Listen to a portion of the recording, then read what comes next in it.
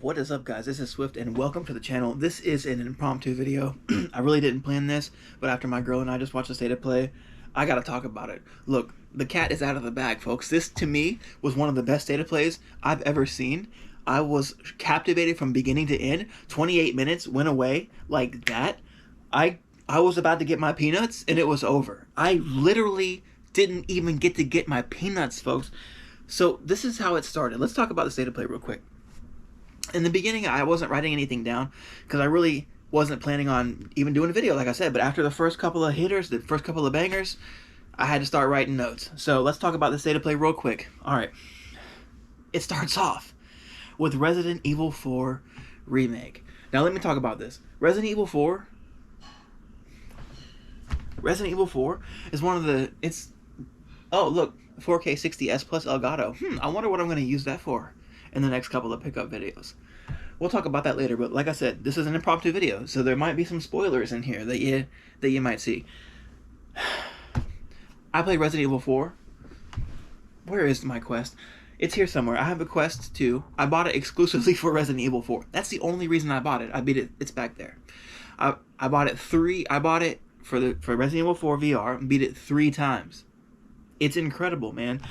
So I wasn't necessarily looking forward to Resident Evil 4 Remaster as much because I figured it's going to look great, but it's not going to be in VR. So we watched the Resident Evil 4 trailer.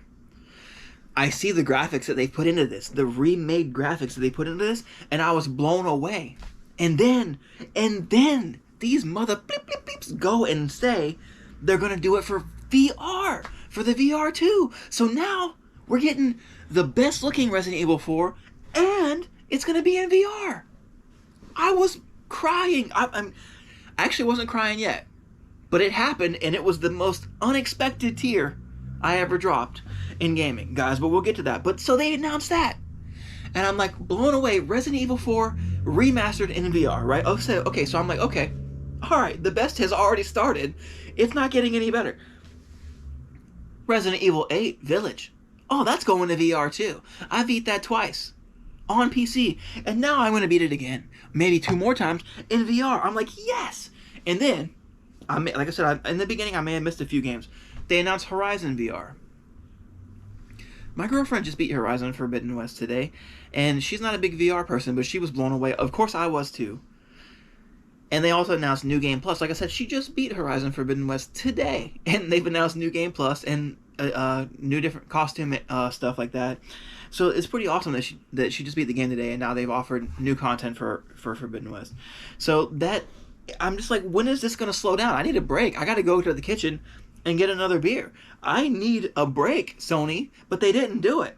So now No Man's Sky VR pops out.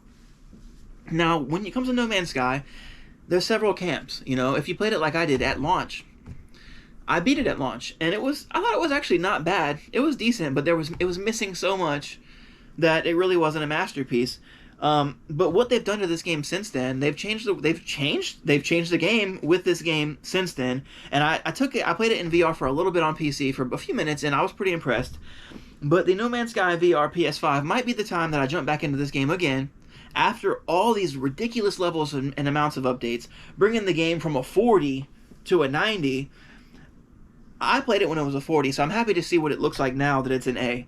So I might jump back in PS5 when the VR headset hits. And it's cool because my girlfriend seemed pretty excited about VR now, which is awesome because that's something I want to share with people. VR is amazing, and it really is. It's not the end of gaming. You never go to 2D gaming or flat gaming again, but it's still a great experience, and it's something that I really want to preach. You know, play it, man. It's awesome. So anyways, we go from No Man's Sky VR back to the 2D flat gaming world, and we talk about Stray, which is an awesome game that my girlfriend especially has been looking forward to, about a cat with a backpack.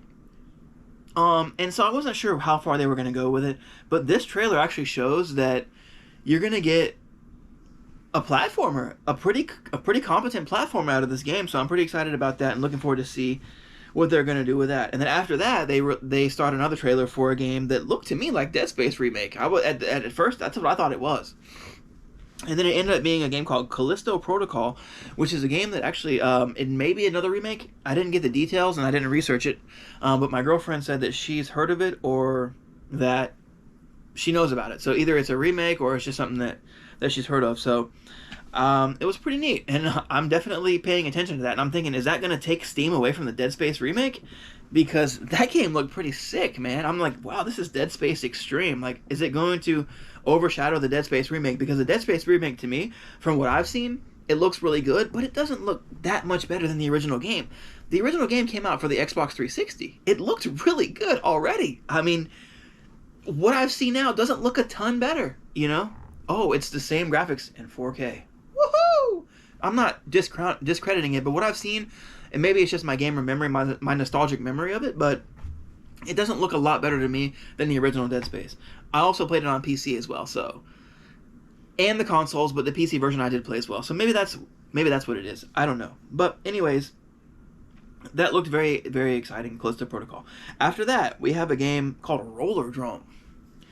I'm looking at this and I'm like, what is this? Like, we're both just like at the edge of our seats, just like, this looks super cool. At first we were like, really?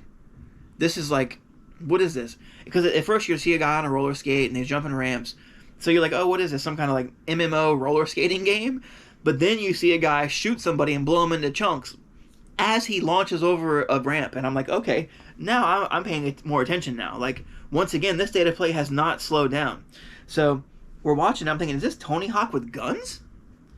Or is this Halo with skates? Like, I was thinking Halo with skates or Tony Hawk with guns.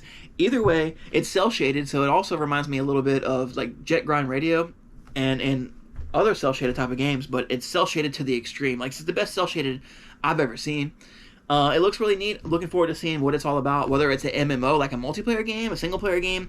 It looked really cool, but it didn't really go into detail exactly what we're going to get out of the package. But anyways, that's Rollerdrome. I'm looking forward to it. The next game is Eternights. Eternights.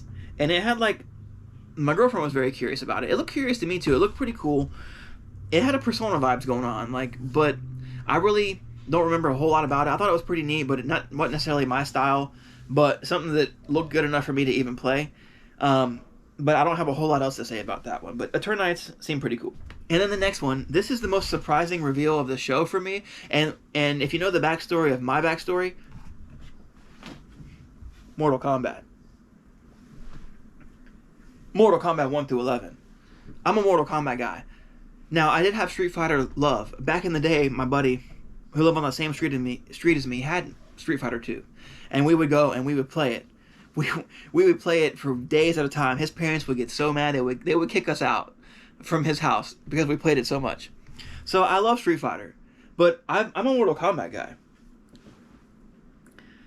But when I saw the Street Fighter trailer, I had tears in my eyes. I knew what I was watching from the beginning, and I still didn't know what I was watching from the beginning, if that makes any sense. Like, it's Street Fighter RPG mode, Street Fighter story mode, Street Fighter adventure mode, and then you see Chun-Li, and then you see this cam where, like, she's sliding over another character. Like I said, I love Street Fighter, but I don't know every character's name. I know the main cast, the main 8 to 12, 20 cast. I've played pretty much all the games, but I don't know everyone's name, like Yoon and Jen and all. I can't name every single character, but when I saw this, like, I was blown away. I was in tears for Street Fighter. But you see this thing where she's, like, flying over this other character, and she's doing this facial expression, like, and I'm just like, what did they just do? Capcom took Street Fighter to the next level and then smoked crack on it. They went beyond what I ever expected Street Fighter 6 to ever be. And it, to me, even though Resident Evil 4 is one of my favorite games of all time and way more nostalgic to me than Street Fighter will ever be, Street Fighter 6 stole the show for me. That, to me, was the game, the trailer, for me, in this whole show, that made a statement.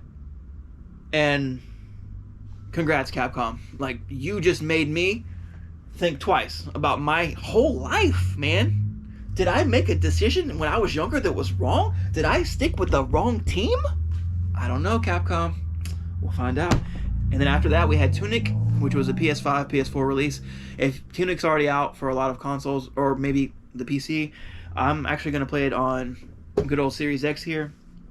Looking forward to it. I've heard it's like a very difficult game. A lot of people hate it, but it looks good enough to me. It may be a combination of Zelda and Dark Souls. I don't know, but if I ever get it, my backlog done, we'll get to it. But after that, we had a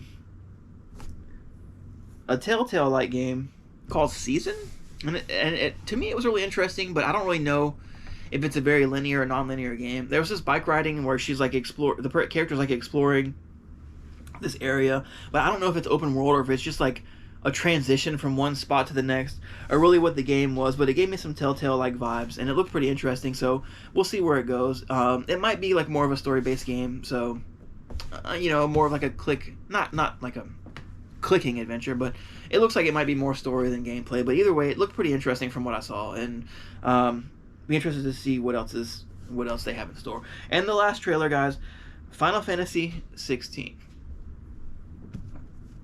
My girlfriend was definitely in hysterics when she saw this. I was pretty excited too. Honestly, when it started off, it was pretty awesome, but there was a few characters I'm like, what is this? Like, is it... but I wasn't really sure, like, the characters I'm seeing, like, they didn't necessarily feel like Final Fantasy, but then the summons started popping out. Ifrit and Bahamut and Shiva, and you see, like, these fight scenes, one-on-one fight scenes, which she made a great point saying that they were like, Suikoden, the one-on-one scenes like Suikoden. And I'm thinking also it's like one-on-one fight scenes like Octopath Traveler, where you have one-on-one battles. So it really, and also the story of it, the story vibes and the way the characters spoke to me made it seem like it had a very heavy influence on the George R.R. Martin, like Game of Thrones style, like archetype of story. So you're dealing with like kingdoms, maybe possibly. So it seemed pretty interesting, and the story also seems to be very focused on the summons themselves. In fact, the summons even got a cameo where they showed each summon by name. So, it's interesting to see what they're doing with this game, but I wouldn't say that I was absolutely blown away by the trailer, but I really enjoyed it, and I think it was better than the last. So, that was it, guys. I have a lot more stuff going on. Like I said, I've got this thing now, so we're going to do a lot more footage with the game pickups videos. I'm going to actually probably do another video with my most recent pickups and this as well. But I just wanted to talk about the state of play. Thank you guys so much for watching the video. I really appreciate you, and we'll talk later. Peace.